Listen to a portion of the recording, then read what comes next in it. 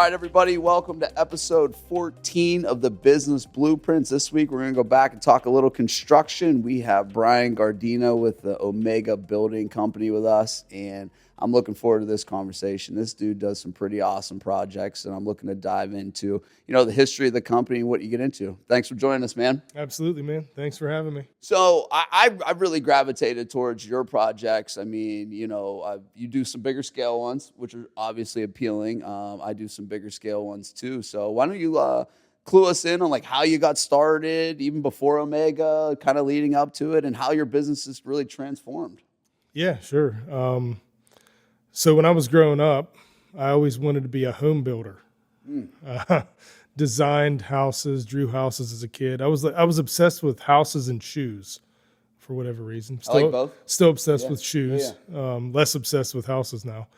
But I always wanted to be a home builder. Went to college. Actually started out in pre-med and changed my mind and went into engineering, which was stupid. Yeah. Should have just stayed in pre-med. Yeah. I guess. But anyway, changed to engineering, got out of college, started out working in construction as an estimator, project manager. I've worked for PJ Dick. I worked for Dick Corporation back in the day when they were still a thing. They were a top 20 E&R contractor. Enron tanked them, and I left there, bounced around a little bit with some smaller companies, worked for Eaton Park as well as a construction manager. And then end of 2019, I said, man, the economy's booming. Construction is just kicking ass. I'm going to start my own company. Yeah.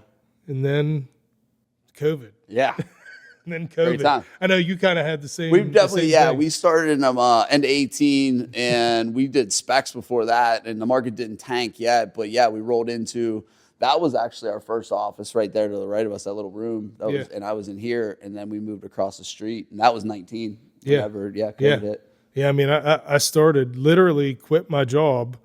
I was vice president of a pretty good sized construction company. Left there and like, oh yeah, cool. I'll do this on my own. Yeah.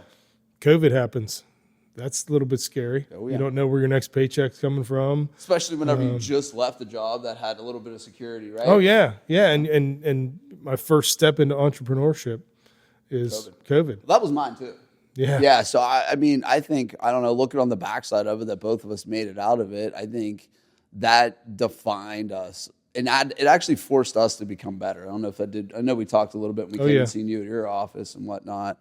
But it really forced us to level up in moments that, like, we didn't think we were going to have to. Yeah. Not that, like, starting a business isn't hard enough, but we're going to go through a fucking global pandemic and just get, they're going to shut down construction. Mm-hmm. So did they shut down? I know, that 2019 or 20 and 21 and early 19, they shut us down, stuff like that. Were you doing commercial then? Were you doing residential? What did you do when you first started Omega? We were doing all commercial. Okay. And we just started peppering in some residential work the last couple of years, but we got shut down April, May 2020. Yeah, city of Pittsburgh. Our work was in the city of Pittsburgh, and they shut everything down. Yeah. So, we got shut down, and I didn't know what we were going to do. Sure, 100%. I had no idea. And were you floating employees and overhead and cash flow at that time? Because I know in your office you had a few people in there. I'm sure your team's grown since even then and whatnot. But you had a couple guys in there. Were those guys there from the start, or was it just kind of you? It was me, and then we had a part-time office manager that started in February of 2020. Okay. We were working out of my house. Yep. We couldn't find any smaller offices that were worth renting, so we were working out of my house, and it was scary. Yeah, 100%. And I'm a pretty big person of faith, and I was like, look, God, you put this on me to leave my job, like the biggest step of faith that I ever took, probably leave a secure job where I'm making a good salary. We had tons of work. We had like $150 million worth of work on our backlog when I left there. Yeah. And I'm doing this, and I know you're going to provide, but man, I'm scared. This is terrifying. At the time, I had 2 kids. Mm-hmm. My wife has a good job. She's a physician assistant for UPMC, so we would have been fine, and I could have found another job. Sure. But I didn't want to fail on because the first hour. It's not just for sure, but it's also not just as easy as okay, we're done. Like, it's not like when you do this, it's not just like, all right, we're going to close the doors tomorrow. Like, all right, you know, like, all right, I'm going to go back and get a job. Everything's going to be good, you know? And no, I hear you. I mean, it was, you know, what it did for us is we had to learn cash flow. You know, that taught me that, you know, cash flow was an absolute, in debt cycles and cash flow cycles and all these things like that, you know, you're in year 1, year 2 of business, you're like kind of maybe starting to think about that shit. But like really like year 1, year 2, you're just trying to drive revenue and figure it out. You know, we didn't really have that. It was more, we got to drive revenue just because if we don't, we're going to fail. Like no matter what, we're going to fail. I mean, I remember there was times and I did, you know, the thing about COVID, which was unique, and I want to say this to a lot of people, and especially in construction, is it didn't just go away. You know, like there was a ripple effect to COVID, which we're still feeling, right? High interest rates, whatever, blah, blah, blah, blah, blah. All the bad decisions that were made from COVID, we're now feeling as of today. You know, I seen rates were like 6.4 this morning. Everyone's like fucking getting ready to jump for joy. I mean, and again, like, you know, 3%, 2%, that was a terrible mistake in the country. That's never coming back. Yeah, never. You should never see it. I mean, because what we did was we robbed ourselves of money that was coming in from ourselves and did a bunch of bad there.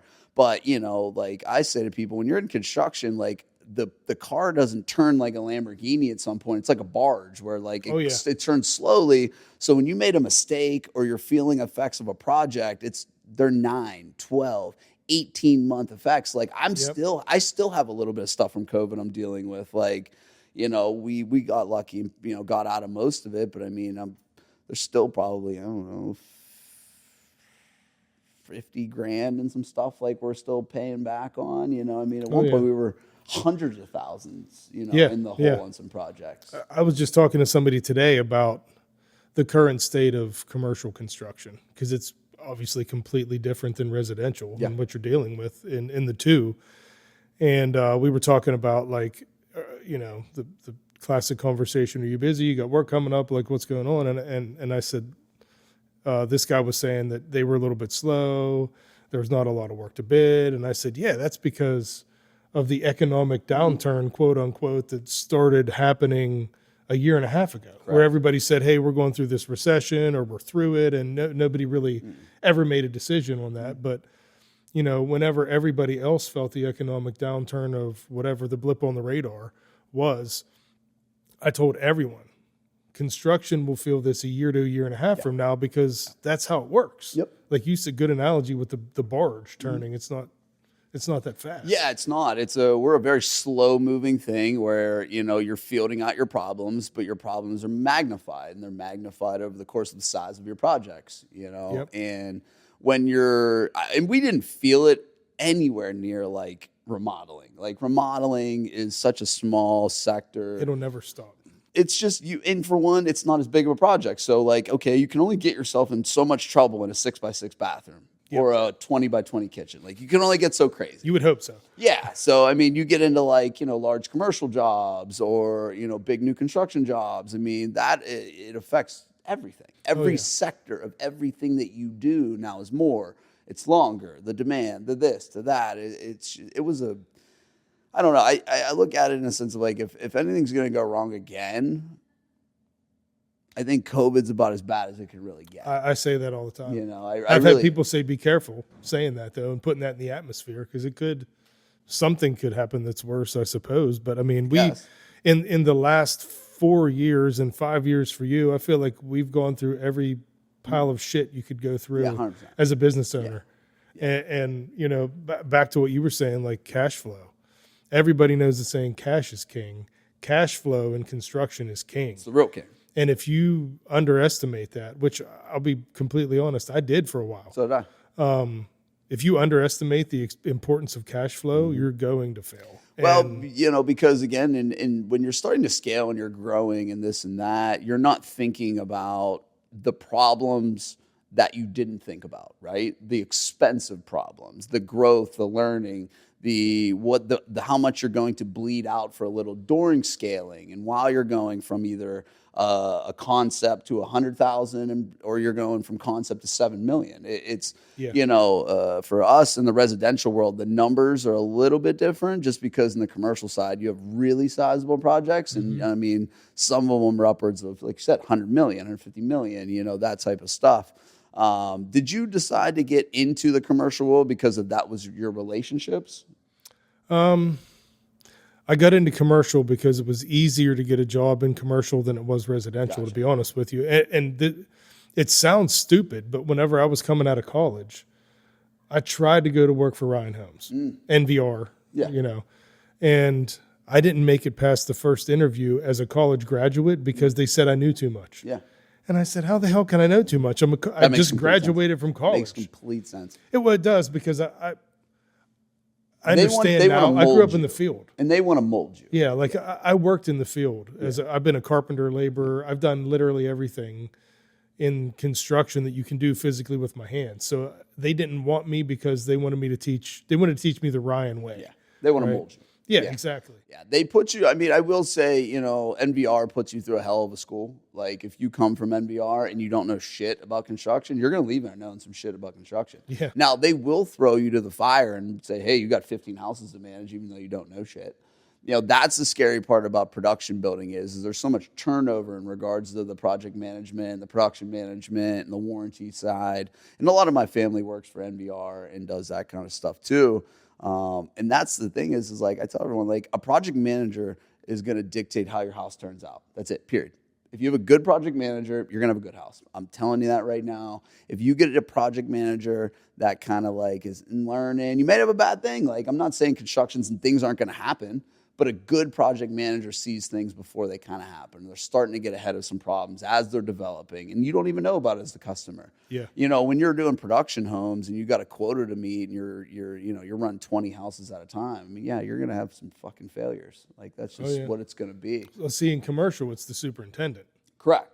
So can you explain what the difference is between a project manager and a superintendent? Oh, yeah. Yeah. So project managers basically shuffle paperwork, Correct. Right? They're the interface between the architect, the owner, the engineers, the project team, right? The superintendent is on the site every day, sometimes multiple sites, depending on what size the job is. But, if you have a job that's, say, $5-10 million job, you have a superintendent parked there all day, every day, and they're solving the day's problems on the job site. They have to have hands-on experience. Or if they don't, they have to be really, really good at figuring things out. And in today's day and age, finding good superintendents is nearly impossible. So I'm actually shifting the way that we're doing things and probably going to park project managers on job sites. Mostly because documentation is king anymore, because everybody's sue happy. Everybody wants to point fingers and applicable construction knowledge is supremely important. Yeah. It is. But I have that, and we have other people on staff that have that. So if the project manager that's parked on the job site has a question, doesn't understand something, we can easily figure that out. Mm-hmm.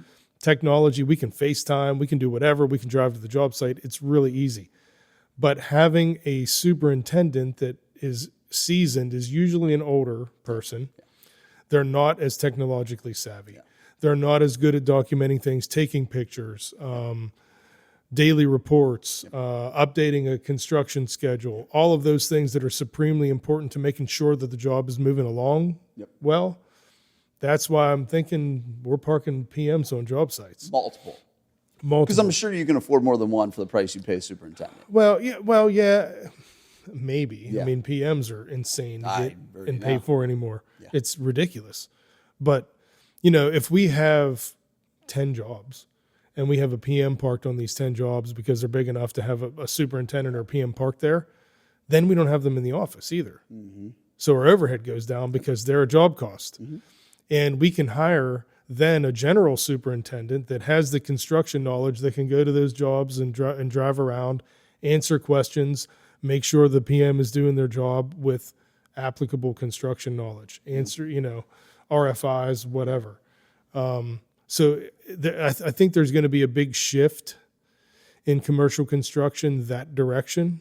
That's how all the big contractors do it. Realistically, they have if you have $100 million job or a $200 million job, you have a general super, you'll have assistant supers, and then generally there's a PM parked there and some assistant PMs or project engineers.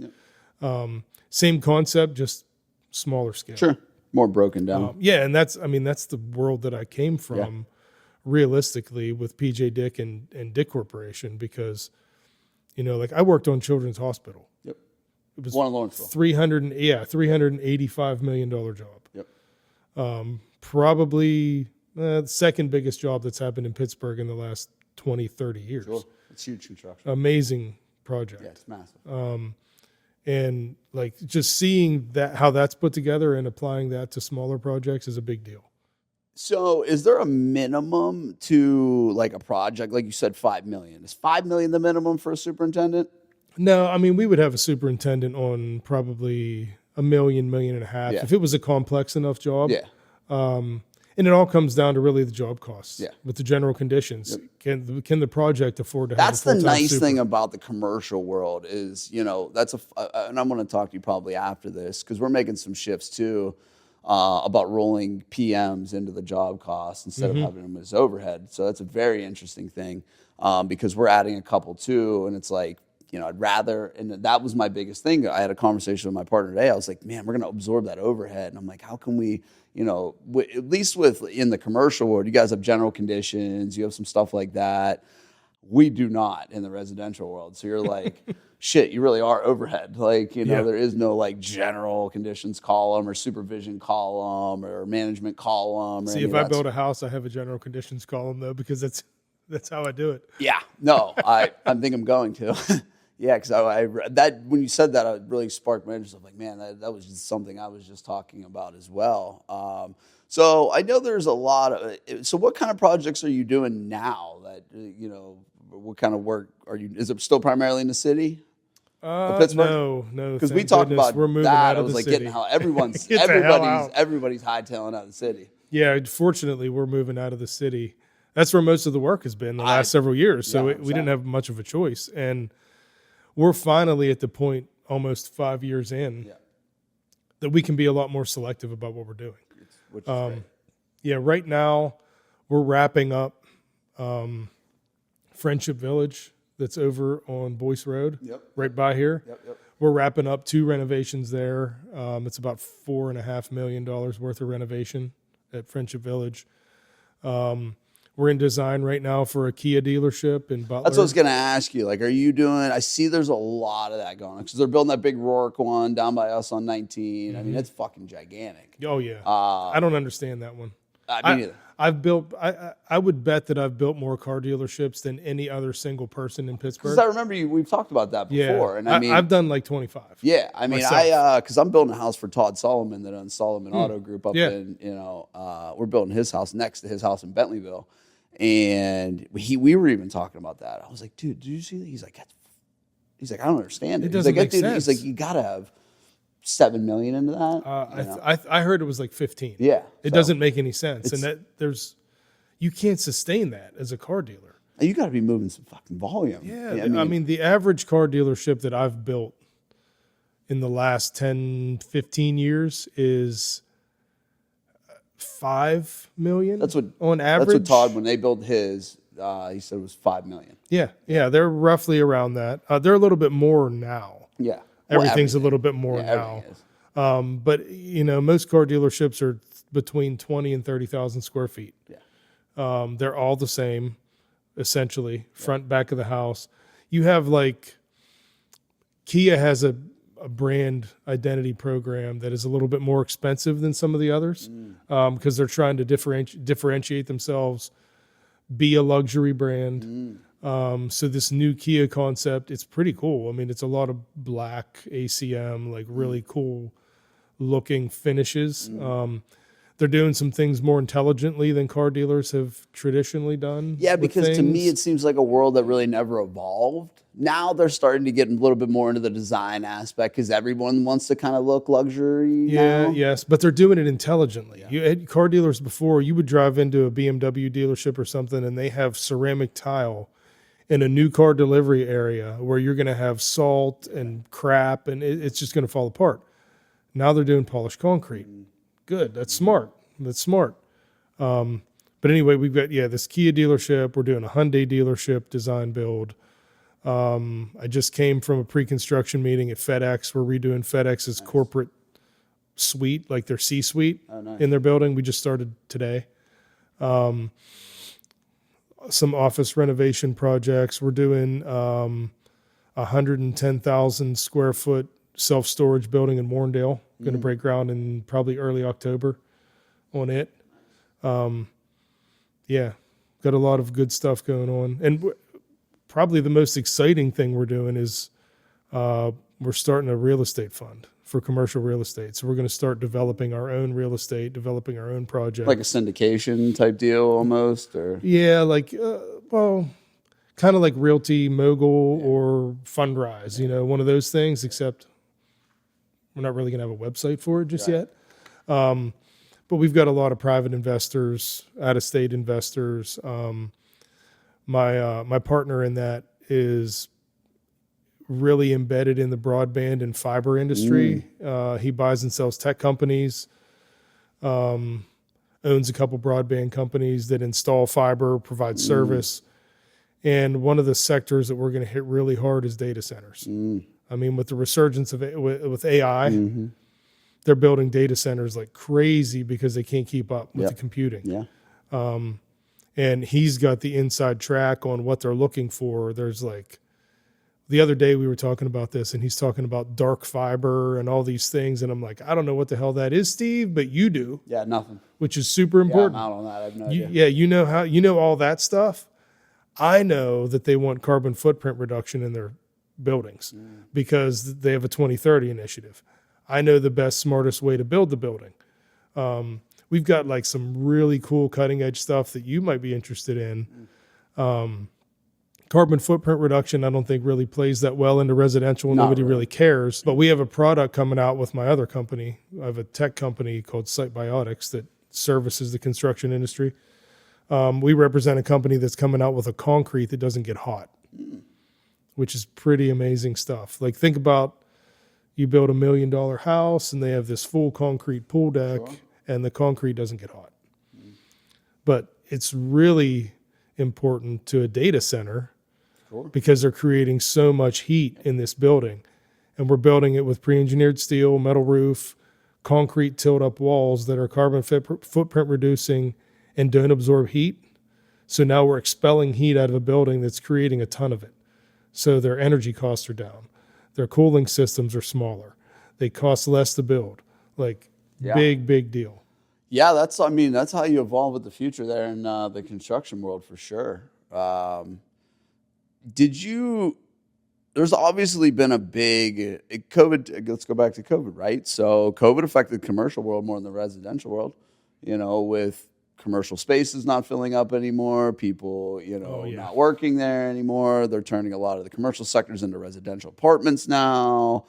Was that ever a concern with you as well? Because that's a secondary play, right? Of not only was just there a global absolute disaster, you now have an entire sector of, I don't know if you guys ever built any of the, office buildings or for, like you were talking about. I mean, did that come in your mind of oh shit, the commercial sector is going to fail or, implode or is it more of hey, you were kind of still in tune with stuff outside of that, like the car dealerships and the Starbuckses and the things of that nature, I've always been, my philosophy and approach to work has always been stay diversified because there's always going to be economic storms, but somebody's always building something, right? So make sure you have good diversification so that you can build anything. Like I personally, like I said earlier, have done 25 car dealerships roughly, design, build.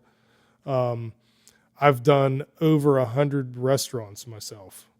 So Apartments. Built thousands of units of apartments. Hotels, office space, warehouse. When gas and oil was big, done ton of gas and oil complexes, industrial service complexes, like a lot of that. Yeah. What's your thought on the multi-unit world? Is that something that you, for like your like a retirement play, you would ever want to do yourself, or I don't know. Because my partner came from the same thing too. So he was down in Texas, Alabama, Carolinas, Georgia. Building 400 to 800 unit multis. Yep. Residential. This is going to sound funny because this is kind of the world you come from. Sure. Residential real estate development and investing scares me. Because I don't understand it that much. I don't understand it that well. I feel the same about yours, though. Yeah, I figured you were going to say that because, I feel extremely comfortable with self-storage. Yeah. And I'm not talking like your little mini storage you drive up. I'm talking like your metal buildings. Yeah, your extra spaces, your public storage. You're talking like Gaudiano and like some big shit. Like the 120, 30,000 square foot. I'm fully comfortable with that. I'm fully comfortable with, like, if somebody came to me and said, "Hey, I want to develop a business park. I have 45 acres." Okay, cool. What do you want to do with it? Yeah. I can come up with every idea under the sun as long as you have the money or you want to partner and we come up with the way to do it. Fully comfortable with that. If somebody came to me and said, "Hey, there's this 350 unit apartment complex that we can get for a good deal and it's a value add," I'm going to go, I don't know about that one. I don't. That scares me. Yeah, building them more interests me than renovating them. I don't want to renovate shit anymore. That's like where the point I'm at. I don't mind renovating it if it's value add and it's a good deal. Yeah, the problem of everything here is you'll never hit budget. No, not in Pittsburgh. It has everything's so fucking old. It has to be somewhere. Yeah, everything's so old. So when you're buying like you're buying like a 100-unit building that's from 1912, you're gonna get your fucking ass kicked. Yeah, because everything in that building's from 1912. Yeah, it's just not set up for new. I've done that so much though. Like that doesn't scare me. But if somebody, I get these emails all the time from wholesalers too that are like, great flip in Clareton or whatever, the stuff. Yeah, and I'm like, I would never do that. No. Single family anything, never. Like it. First of all, it scares me. Second of all, I don't have any interest in it. Yeah. And people ask me about rental properties all the time, like, "Oh, you want to do single family? You want to do duplexes?" No, I don't. Do you have a 10-unit building? Maybe I'll consider it. Yeah. I don't want anything. No, I don't. Yeah, I'm the opposite. Only because I'm like, I understand it a little bit more. Like, I like single family on an investment standpoint because I'm going to renovate at the end and sell it to the end buyer who's the highest payer. Where instead of selling my 10 unit to a guy like you who's going to want to pay 50 cents on a dollar, just like myself. Yeah. So that's kind of like my exit on it. But I also don't have goals and aspirations of having thousands of units. Like, I have enough units and I'll probably, pick up some more and yada, yada. I don't want to be Dan Costantino.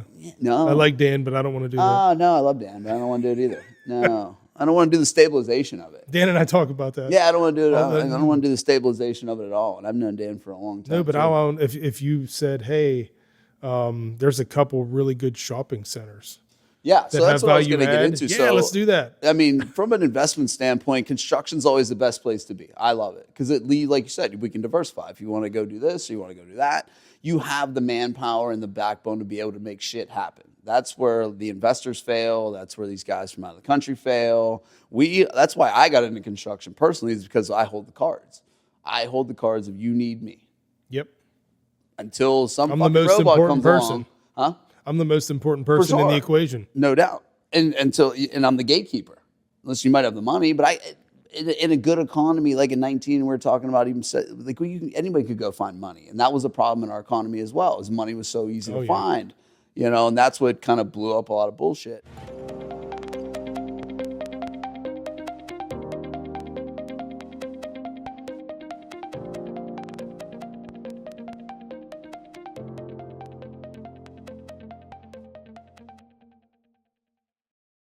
So what do you look for in like your investment side as a construction? Like, what do you hold in your investment portfolio now? Almost nothing. No. Because you started the business. Yeah. Right. So I did the same stuff. So that's why I wanted to ask is whenever I got into doing this, I sold off all my shit to have enough capital to keep myself floating. And I also didn't pay myself for a very long time during COVID, like not a fucking dollar. And that's was, again, I had to rebuild most of my investments in the last 5 years. I own the building that our office is Yeah. in because I refused to rent a space. Yeah. I can't. I'm Yeah. not going to do that. I'm just throwing money away. Yeah. So I own the office that our building, or the building that our office is in, but that's about it. Yeah. And I'm always looking for interesting commercial stuff, Sure. right? No residential. Mm-hmm. Now, if you came to me and you said, "Hey, I found this really great value add. Let's take a look at it." See, it, Yeah. right? You know it. Mm-hmm. So I'd feel comfortable. Yeah. And I have people that come to me all the time like that, but like it's not somebody that I know and that I really understand, knows the game. That's why I asked that, because my play that I've been looking at now is like, since we have the construction background on it, is now talking to banks about what their criteria are for these big multi-units. Whether it's forget banks. Yeah. You want private equity. Yeah, whether it's private equity funding. Yeah, again, I just want to see how the deals are structured, because I've heard it both ways. What's funny is I ran into a guy when I was at a barefooting event last year in January. Our boat broke down. I jumped into this boat, and I just overheard him conversation. He was talking about his two sons. His two sons are both attorneys, and they decided they wanted to partner up, and they had their dad did a little bit of commercial real estate, but you know how it is. When your dad does something, the kid takes it and blows it up, and either implodes it or it goes really good. Mostly implodes it. Mostly implodes. So these actually kids had some money, actually knew some operating skills, and they were closing up their their second multi. First one was 200 units. Second one was 400 units, and they had an 800 unit already approved, ready to go. So I started, just digging in, asking how they structured the deal, this and that. And it seemed very similar to bank draws that I do for new construction now. Now, what I didn't understand is like, again, how are you going to come up with the infrastructure work? Like, that's the shit that scares me, is the dirt. The dirt and the development work. I told you before, that doesn't scare me at all. It scares the shit out of me, because I've watched too many guys go in there thinking they were cocky, thinking dirt moving ain't a big deal, and got fucking smashed. I'm watching Ted Taylor get his ass kicked, who's been doing this for forever. He got his ass fucking kicked in Peters right now. He is getting his ass kicked on Thomas Road. His development costs are through the fucking roof. So that scares me. I'll build whatever house you want. Not a big deal. Want to do whatever, that's fine with me. That infrastructure, sewer, all that, oh my God. That doesn't scare me at all. Yeah, I mean, I've done commercial projects where we've moved 400,000 or 500,000 cubic yards of dirt just to build 3 buildings. Yeah. Or a building. Yeah. I mean, that doesn't scare me at all. It's all about planning. You have to, if you plan it right and you do the engineering correctly. So I think that's what also makes me scared, in the sense of just when I think, I look at these projects, I'm like, how the fuck do you even estimate these things? Like, how do you even put a number to a car dealership? Like, how, there's just so many moving parts and pieces. It's the same thing. They're all the same thing. For sure. They're just more of it. I've said that to people in the past where we've been trying to get pre-qualified to bid on something. Yeah. Oh, have you ever built a 7-story art museum in Denver, Colorado? And I mean, that's a stupid example, but those are like the questions that they ask you. And I'm like, no, but I've built a 3-story one, and it's Pittsburgh. More of the same thing. Yeah. It's the same exact thing. There's just more of it, or less of it, depending on how you look at it. It's actually easier to build bigger. It is to some extent, depending on what it is and where it is. There's a lot of factors to go to. But if you're building a big, let's say a big warehouse, because Amazon builds these million square foot distribution centers, 250, 500,000 square foot.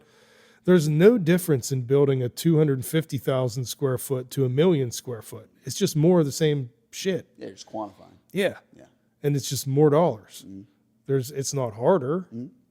You're running into the same problems. Mm-hmm. We run into this all the time in commercial construction. I'm sure you do in residential too. It takes the same amount of effort to build something that's $500,000 as it does that's $20 million. Yeah. And now, it's hard to get people to understand. Do you find what's tougher, an owner's rep or an actual owner?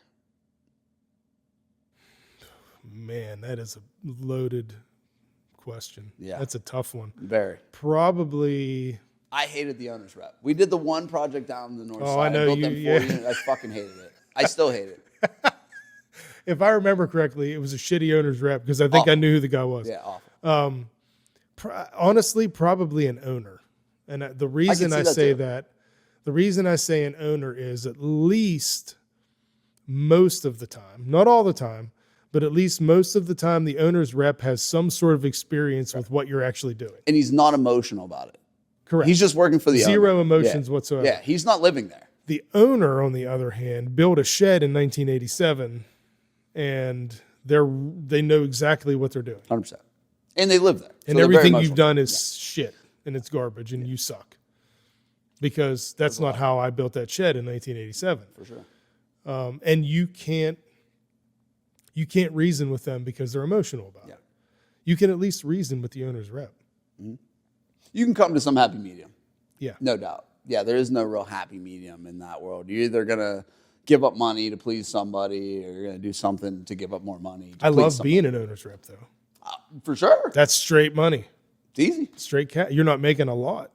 No. But it's straight cash. Like but if you can get going and you have like 6-7 sites going and you're at 10% of budget, like yeah, that's pretty good payday. Yeah. I mean, we do construction management work too. We're the construction manager for West Green School District, and they have a pretty big 5-year plan for what they're doing. We have a couple jobs coming out to bid for them in the next couple of months, and that's a nice gig because you get paid to just be there. Yeah. It's an owner's rep. So I'm going to ask this and see if it's true. One of our project managers, he's since retired, worked for all the big giant, Rycon, everybody. I mean, he was there for 50 years. And he was like, at some point, you almost hate to see it. It ruins your life. Because he's like, for one, you see these companies that on purpose bankrupt other companies that are smaller than them and run them through the ringer with he's like, and then remorse whatsoever. No remorse. And he's like, 2, you get on, he's like, they build a couple jails, they build a couple big schools. And he's like, there's always litigation. At the end, there's years of litigation. Yes, At the end of every project, there's years of litigation. The amount of money I spend on attorney's fees That's what I mean. Ridiculous. That to me doesn't sound fun at all. It's shitty. Not at all. It's not. I mean, construction has changed so much in the last 10 years, but the last 4 bad is even worse. Yeah. I mean, what do you think prompted that? Oh, man, you want like the brutal, honest answer? 100%. The rise of arrogance and entitlement with people. And I despise arrogance. Yeah. It's like arrogance, lying, entitlement are like the things that I despise the most. And it runs rampant in real estate and construction. Oh yeah, it runs so bad. It's so bad. Especially arrogance. Yeah. In real estate, everybody's a fucking arrogant. I can't deal with it. I hate it. I hate arrogant people. That's why I tell everyone, I'm like, listen, I might be a realtor. Yeah, I'm like part-time though. Like I'm construction. I'm a construction guy. Like I don't run in the field of real estate investing and all the bullshit. Yeah. Like I'm a construction guy through and through. Like if we want to go handle it out, like we're going to go to a construction site. We're not like, I'm this multi-million-dollar, but like, it's just like, come on now. Listen, being an entrepreneur has changed me for the better for many reasons. And this is going to probably sound weird to people that have not ever experienced this because I don't think many have. Before I was a business owner, I wanted a bigger house and I wanted this and I wanted that. I wanted, I want a Ferrari, I want a Lamborghini, I want all this shit, right? Now, as a business owner, you know what I want? Enough money that my kids are comfortable for their life. Oh, yeah. Because that's why I started it anyway. My 3 kids. That's 2 when I started it. That's why I started anyway. But I want my kids to be comfortable. And I tell my wife this all the time. This is going to sound stupid. If I had $3 million of disposable income right now, I'd just quit. Yeah. $3 million is enough for me at 45 years old to live the rest of my life comfortably and not give a shit. Yeah, I used to be the same thing. And then I seen the guys with the Ferraris and Lamborghinis and the bullshit, and they eventually don't have the Ferraris, the Lamborghinis, and the bullshit because you're trying to show off for a crowd that doesn't need to be fucking shown off for. I don't get into any of that shit. Yeah. Period. But I still like a Ferrari. Yeah. Sure, I'll go fucking rent one for a day. I'll go rent one Awesome. for a day. I'll fly around. And I'm going to return the motherfucker. Yeah. No thanks. Because here's the thing. I did some illegal shit when I was younger, and I had a fucking Lamborghini when I was very young. So like, yeah, I understand the allure of it. It was, you know, a fascinating thing at that time. Now, do I still want it? Absolutely. But here's what I want. I want to buy back my time with my family. I want to enjoy my time with my kids while my kids want to have my time.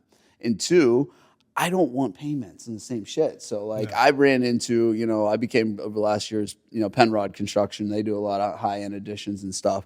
He told me that. He's like, bro, I live off of $2,000 a month. He's like, I have a, you know, multi-7-figure business. I live off $2,000 a month. Everything I own's paid for. I'm like, fuck. That's awesome. Years ago, I was not in that position. I'm like, dude, I gotta flip flop all this, you know. And I started selling off my stuff, and what I bought, I paid for, you know. And that was the goal of that. I mean, you know, the thing about construction and entrepreneurship that shifted for me is like, listen, I don't want any of that fancy shit. I'm cool with not having it. What I want is just a little bit of stability and time and effort, you know, with my family. And that's just time. Other than that, I don't care. Invest in experiences, right? Yeah. That's the most important thing to me. Like we just came back from Hilton Head. Yeah. My wife and I are going to leaving for Florida on Thursday. Yeah. We're taking the kids to Hershey in a couple weeks. Yeah. Like my kids are going to remember those things. Sure. We go to Disney every couple years. Yep. Like that is way more important. Yeah. That family time, like I'm gonna have work-life balance. I'll have plenty more. It's a joke. There's not such a thing. Not anymore. Not anymore. You know, for me, like I said, you know, I had plenty of time to make money in my life. I'm going to let all this. That's what I said, like, even with the river house that we have, I mean, my company and everybody in my company knows. And I do the same for everybody. If you need time off, great. I'll step up for you. I'll help you out whenever you need your week off. I'll step up. No big deal. But everybody knows, too, like, when it comes October to March, I'm in that office 24/7. I'll take a little break here and there. But when it's March to October, I'm gone. I'm going to be early days, and I'm on the river with my family. Because my kids are in competitive dance now. So 5-6 days a week, they're dancing. They dance on 2 competitive teams each. I don't see them that much. Summer, they're there. I want to be there. You know, like, it's important to me. It's not as important to me to chasing all. And I say this to people all the time. Like, I could probably go travel the country, do some different things with some other guys and make way more money. I don't care. I'm not giving up that time. Yeah. I'm not. I refuse. I will not. Like, that's the reason I started the business to begin with, mostly, was more freedom, the ability to make wealth, not just money. Sure. Make wealth and provide more for my kids. Like, when my kids are my age, I want to have enough investments put away that they have $1 million sitting in the bank. Sure. Whether it's whole life insurance with $1 million in cash value, whatever it is, which is probably what it'll be. Yeah, no, I started out with my kids early too. Yeah, because that's the easiest way to build wealth for your kids. Mm-hmm. But work-life balance is super important. Mm-hmm. It's very tough. It is. Mm-hmm. It is. But especially early on. It is. I mean, but I tell our team the same thing. Like, you know, you have people that own businesses that always tell their team or their employees, whatever, that they're family. Oh, we treat you like family, your family. It's bullshit 99% of the time. Yeah. I really care about especially my team. When you get into big business. Yeah. Oh, you get into big business, forget it, you're a number. Family. You're a blip on the radar. You're nothing. You know, you're nobody. And that's kind of the unique thing too, is that you don't need this massive team and company to run big construction companies. You don't, you know, and maybe you can attest upon this. So I talked to the owner of DGA years ago, and he was a big commercial guy, did some residential stuff. He told me, he was like, when I got above 50 million in revenue and went to 100 million in revenue, that was the biggest mistake of my life. He was like, I can imagine. He was like, lost control. And he's like, my profitability went from like 10% to 2%. Yep. And he was like, I basically did $50 million in work for 1% extra of profit. I just had this conversation today with a guy that owns a smaller commercial construction company. And there are a lot of people out there that are ego owners. Oh yeah. Right. I have to do 50 million in revenue. I have to do 60. I have to do this. No, you don't. I don't give a shit. Yeah. I don't care how much we do in revenue. You know what I care Find about? your sweet spot. I care about profitability. I care about, I'm not here to impress you, Joe Public, whoever driving down the street looking at our jobs. Is it cool that somebody says, oh, hey, I saw your job banner on Penn Avenue.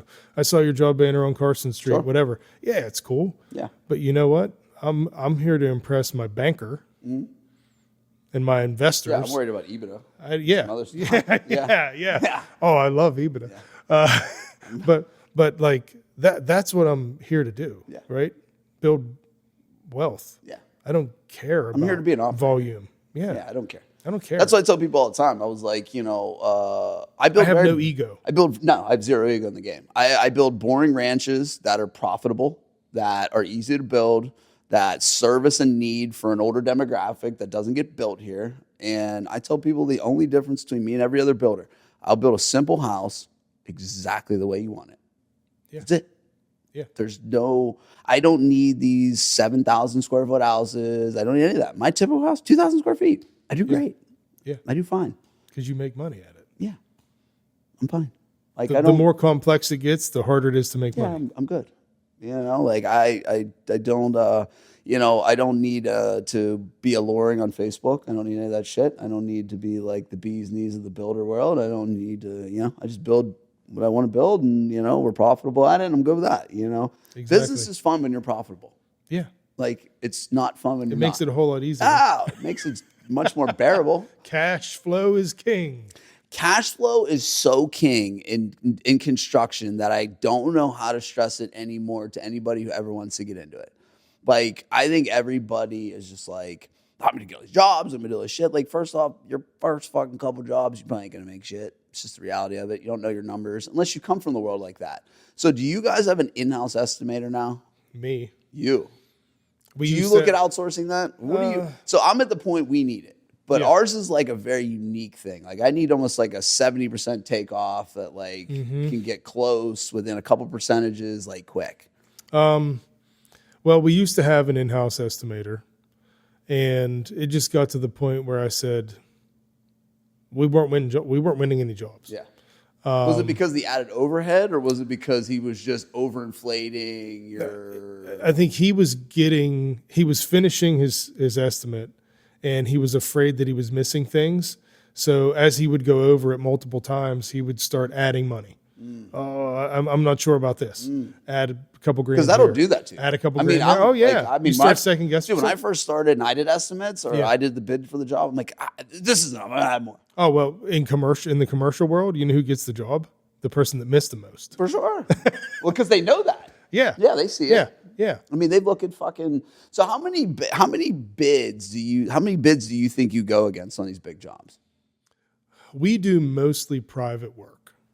So it's private negotiated contracts. So Can you explain what private work is? Yeah. So in the commercial world, you have private and public projects. Correct. Public projects are publicly funded. They're advertised in like the paper. Grants or is this like like a school is a public school. Government work is a public job. A lot of your publicly traded companies will bid things publicly. If there's state or federal money involved, it's always a public job. You'll have 15 to 30 general contractors bidding that job. Yeah. Most of those general contractors don't like doing private negotiated work, which I love. We do a lot of design build.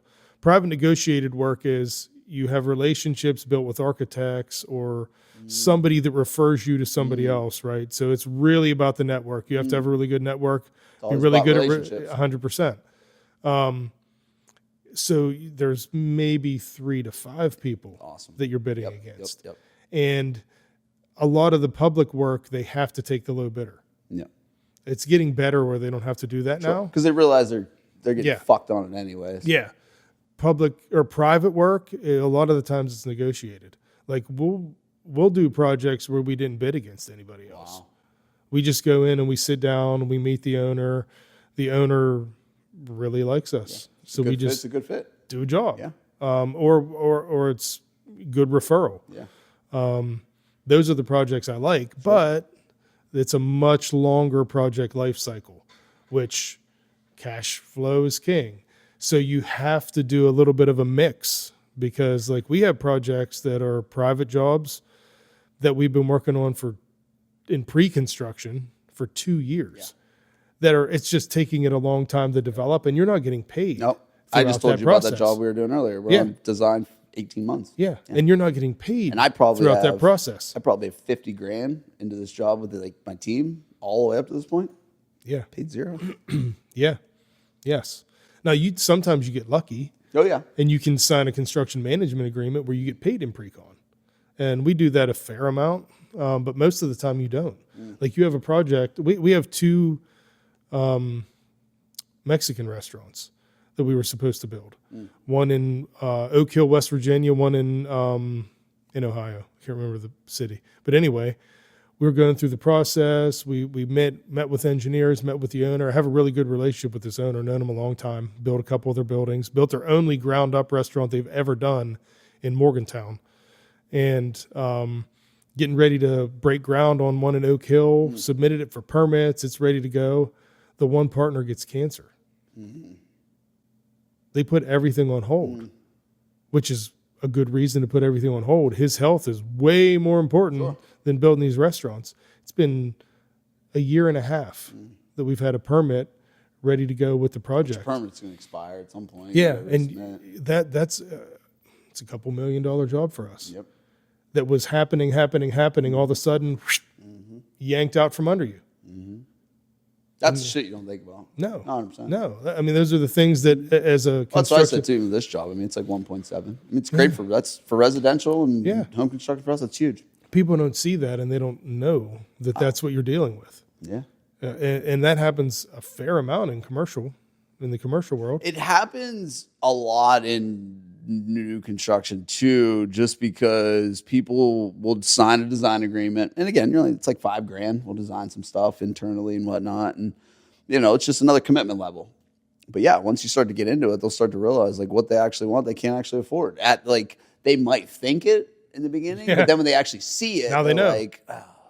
And some of them aren't willing to settle or aren't willing to, Yeah, or it just doesn't make sense, that right? Too. Like we have a residential client.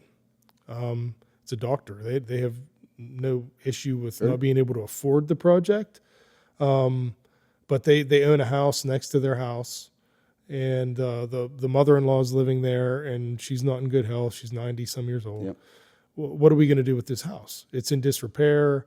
So we went through and had a couple different designs done, gave them budgets on it, and it just didn't make financial sense for them to do the project. Yep.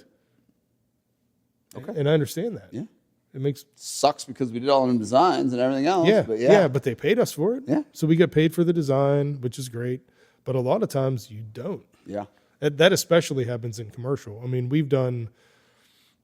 I've gone through and done conceptual estimates for more projects than I'd like to admit that never happened, or I've been promised jobs verbally and or email.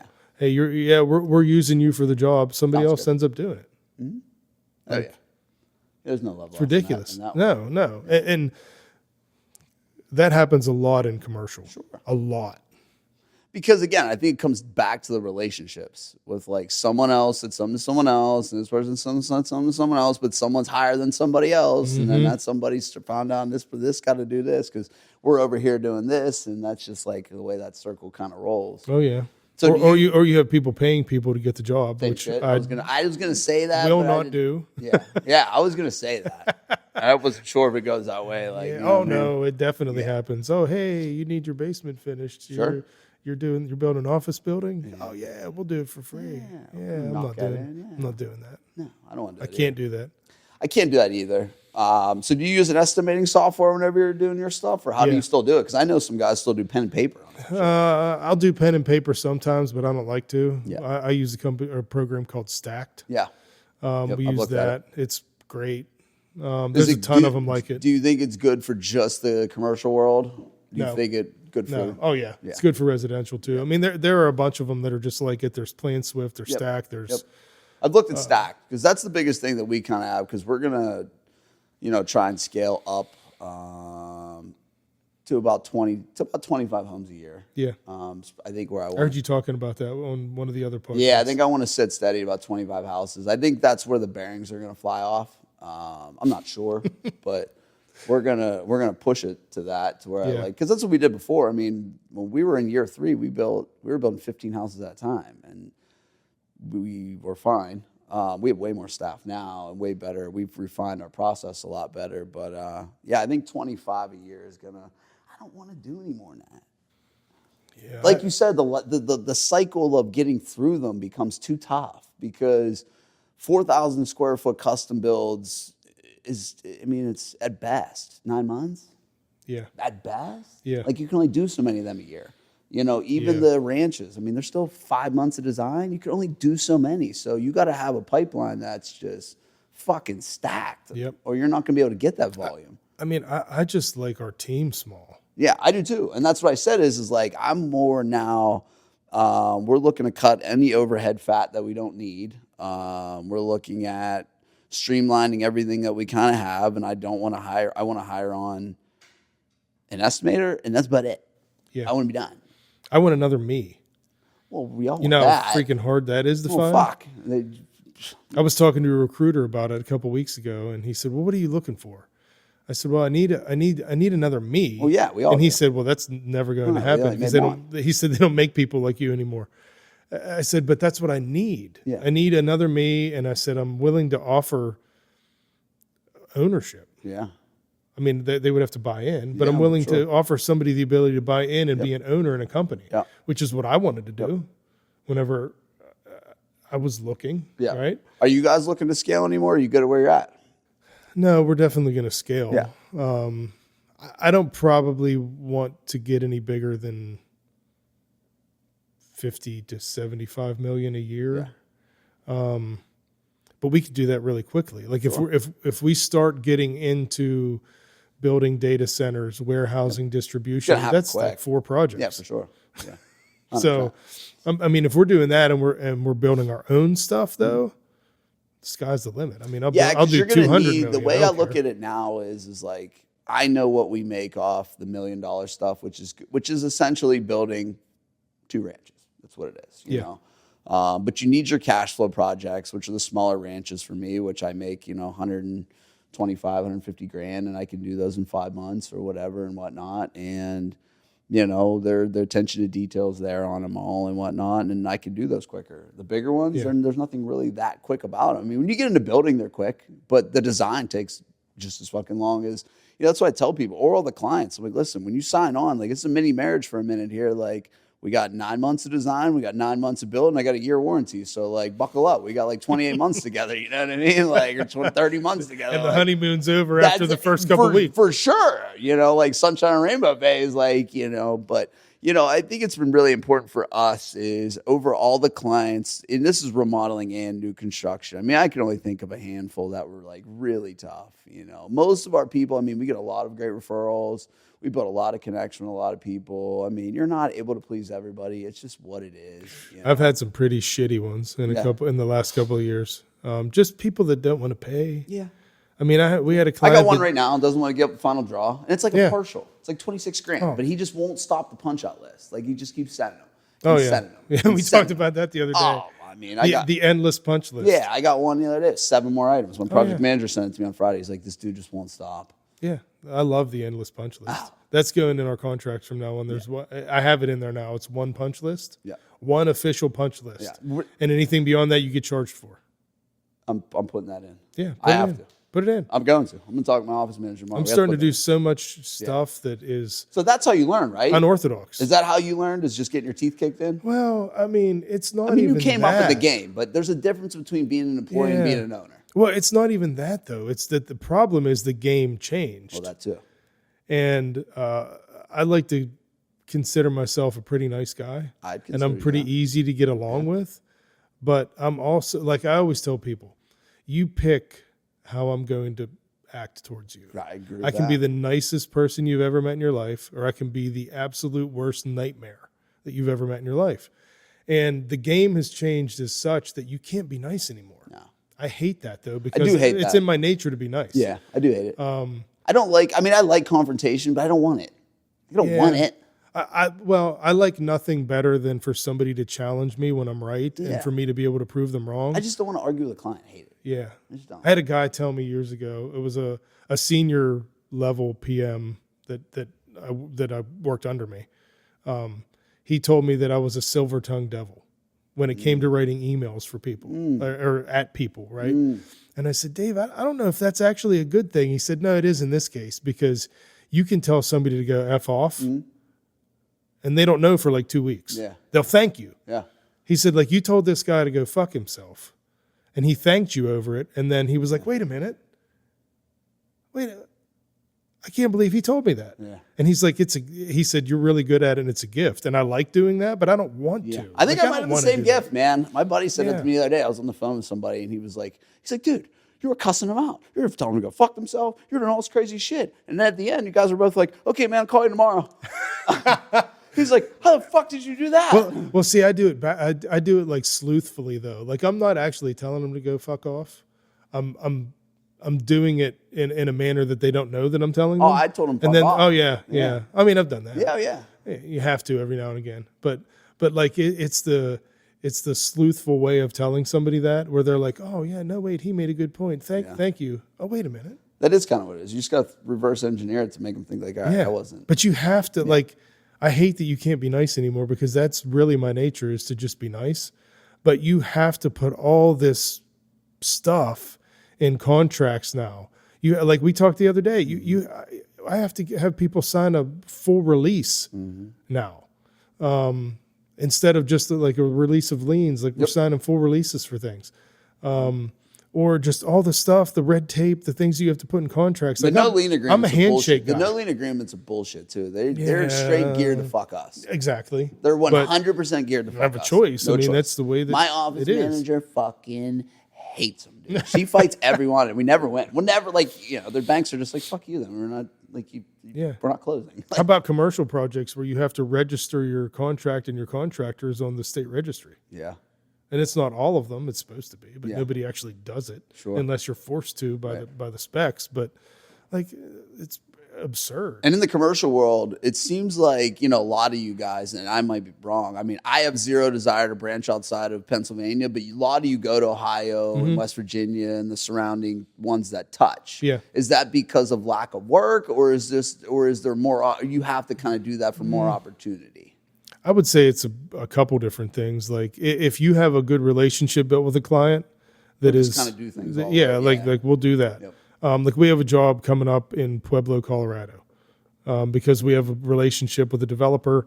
So do you have to go get specially like you have to go get licensed? You do, but I have two friends that are licensed. One of my good buddies is a national contractor and developer. Yeah, he's 50 state licensed. Yeah.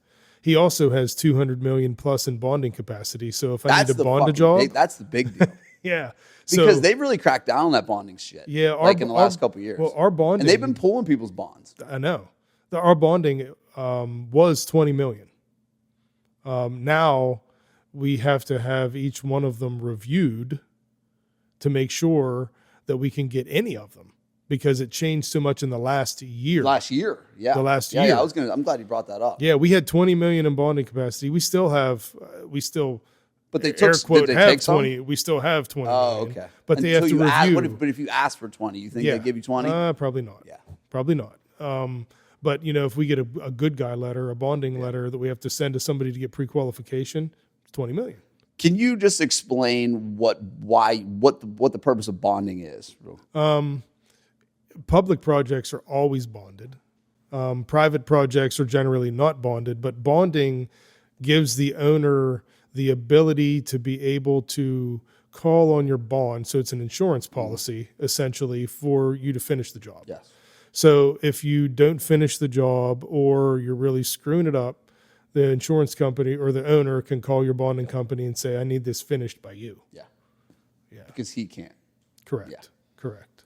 And they've been and that's been obviously just like the reason for insurance going up and all the other shit is people are over leveraging it. They're just, anything you keep giving away too much shit, like they're going to come back and ask for it back. Oh yeah. Yeah. And bonds are, most of the time bonds are kind of stupid on projects and it's an unnecessary expense for owners. Banks used to require bonds on $5 million and up projects. Banks require road bonds from us. They almost want a road bond when you're just driving equipment onto a road. Oh yeah. But like banks have really kind of pushed back off of the bonding requirement. I haven't seen it on anything under 10 million. No, I haven't had to deal with it. Yeah, no. If you do a project over 10 million, you're probably going to have to put up a bond. Yeah. And there's a lot of people that can't do that. No, fuck. There's almost everybody. Yeah, there's a lot of you got to have 20 million. You have to have to get a $10 million bond. You have to have $1 million in the bank. There you go. Basically, that's not most companies. Yeah, and that's tough. Yeah, but a lot was that challenging for you again, starting a commercial business? I mean, that's a lot of money to have sitting in the bank. Well, the bonding companies, it's more so now that they're making you do that. Right. So previous to like the last year or so, you could have a chunk of money sitting in the bank that was less than what they're requiring now, and your book of work. So they would go, "Oh, Brian, you have all this experience. Yep. You've done all these projects. You've done this. You've done that. You know what? We'll consider and we'll give you 20. We'll give you 30. We'll give you whatever." Yeah. Now they still consider that, but the underwriting is such that they want to see the money to back it up too, or some sort of collateral. Yeah. Because money, again, they're all starting to see that everything's ending in this too. Yeah. And they're not getting paid out, or they're getting in trouble. Yeah. I mean, they're getting in trouble for what they're doing. Yeah. It's the same thing as the real estate or the mortgage bailout. Yep. Selling shit mortgages and shit bonds. Same thing. Yep. Same thing. I mean, any Johnny contractor could go out and get $5 million bond. And that was the reason why I asked about you doing public and private, is because, again, just like in our world, it's, in residential remodeling, there's 7 million competitors. On build on your own lot stuff, that's true custom, there's like 4 of us, 3 of us. You're not true custom when you're nationwide. I don't care. It's the right niche. Yeah, the Schumachers, the Perrys, the Waynes, they're not full custom. They're nationwide. They're in 15 states. They're also putting out garbage. Yeah. So, but like that's you're not, custom building is such a loose word anymore. It's like luxury. Like everybody's. Yeah. Everybody wants luxury. Makes you feel good. It's the way of 2024. Makes you feel good. Got to be luxury. So what would you say over the last 5 years, and you guys have done an amazing job. I mean, scaling to where you've gotten thus far, I mean, is incredibly difficult. You obviously knew what you were doing. You obviously had a vision of what you wanted leading into this. So what has been the biggest hurdle other than COVID? I'm talking from an operational standpoint. What is the biggest hurdle you've had to overcome in the last 5 years? That's a tough one. Cash flow has, I told you, I underestimated cash flow. That's definitely near the top of the list. Yeah. Mostly because of project life cycles. For sure. Doing private work, as we talked earlier, a project can get yanked that you were expecting to make money on. Yep. So that's definitely one. Sure, pretty long. We're net 30 days. But a lot of people don't pay net 30. No. They pay 60, 90. Sometimes people just don't want to pay you. Yep. That happens a lot, unfortunately. Happens more often than it used to. Probably, realistically, building our team.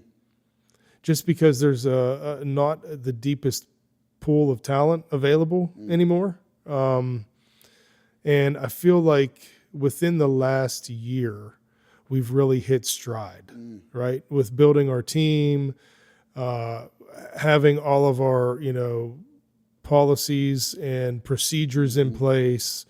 It's amazing how long it takes. Yeah. I'm the same as you. I feel like we're just finally hitting our stride of like actually starting to figure shit out. Yeah. And I've been doing this 25 years and I thought I knew the right way to do things, but you have to evolve. Yep. Right. We try to use ChatGPT and AI and do things like that. We've built in-house Power BI programs in Microsoft to be able to automate spreadsheets and auto-populate things and that kind of stuff, and just try to do things more intelligently to have a smaller team, because you have to have a smaller team because number one, they aren't available, and number two, profit margins keep getting smaller and smaller because of your operational costs. Yeah. I mean, our operational costs are unfucking godly on the level that, like, I mean, I just had a workman's comp audit. I got an unemployment audit coming up in like 2 weeks, so I'll probably get banged on workman's comp and they never give me money back. Unemployment, probably something. It's minimal, but still, I mean, you're talking, let's say you got a few vehicles. Your vehicle insurance is $8-9 grand a year. General liability, we have $1 million. I'm sure you have way more than that, but I mean, even $1 million's $2 grand a year. Then you have workman's comp. Oh man, I wish ours was only $2 grand. For sure, my workman's comp's $47,000 a year. Yeah. You just keep going. You're like, what the fuck? You look at this, you're like, you're at $60, $70, $80, $100,000 a year. You ain't even done nothing. You ain't done one project. Yeah. I mean, it is ridiculous. The overhead, plus you have to pay people a lot. You have to take care of your people a lot. If you want to keep and retain great team members, you have to pay them. And treat them the right way. Mm-hmm. And you have to have a cool office, and you have to have all those things, right? And you have to have vehicles and tools, and all that costs money. A lot. And people don't understand that don't own a business and that don't run a business day to day, especially in construction. The tools that we go through that are supposed to be good. You shit. Run. Yeah. They're all shit. Milwaukee, D-Wall, they're all shit. They're all garbage. Shit. They're garbage. Yeah. I mean, we just started buying Milwaukee to try to hopefully make things last a little bit longer. That's what even one of my partners, he's big into it too. He's like, Milwaukee's just killing D-Wall on the technology. He's like, we gotta get out of that shit. I'm like, they all fucking break. Yeah. They all break or get stolen. I broke every brand. You know what I've never broken? Ryobi. I was gonna fucking say. I was never like, I knew once. You were gonna say Ryobi. Everyone talks shit on. Everybody ever. talks shit on Ryobi. Yeah. I knew you were gonna fucking say. I broke every kind of tool imaginable working in the field. Makita, Milwaukee, DeWalt, you name it. And I personally own Ryobi because they have all the freaking attachments known to man. You can get everything and run it off of one battery. I have never, and I've abused them, never broken a Ryobi tool. Love it. Yeah. Well, it's been a pleasure, man. I really enjoy watching all your stuff, dude. You're one of those people I keep an eye on. And like you said, dude, you're just a good guy, man. I appreciate you had us up to your office and talked a little bit. And, there's enough for all of us out here. There's no need for anyone in construction to be, listen, we all at the end of the day can share knowledge, share mistakes, share, what we have going on, talk to each other. It doesn't need to be this boxing match between everybody. There's enough work for everyone. I keep telling this everybody in the construction world. I'm like, we don't need to hate. There's so much out there. We're better together than we are apart. We can collaborate and win. I do it all the time. Do major things. But no, I appreciate it, man, and best of luck to you in the future. I appreciate you having me, All right, man. buddy. Thanks.